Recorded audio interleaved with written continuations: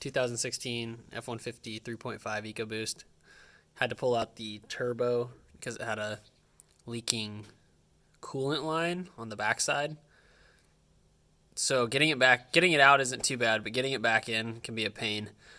What we found to help is remove this piece. It comes down from up here. There's a couple fittings. These guys click in. That one you're looking at there, and then it goes down there. That helped because it opened up a little space. We put in the line.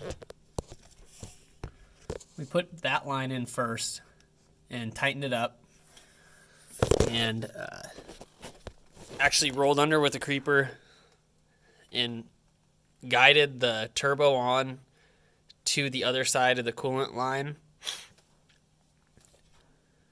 Once we had that on, I kind of climbed around here, and this wasn't seated quite yet. It was off to the side, kind of turned in sideways.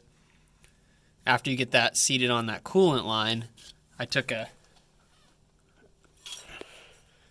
bar like this and got in there and flexed that drop down pipe for the exhaust enough to push the turbo in, click it in, and then put the oil gasket line right there. Put that in after the fact. Anyways, hopefully that helps out because we spent about 3 hours trying to get this stupid thing back in. Thanks.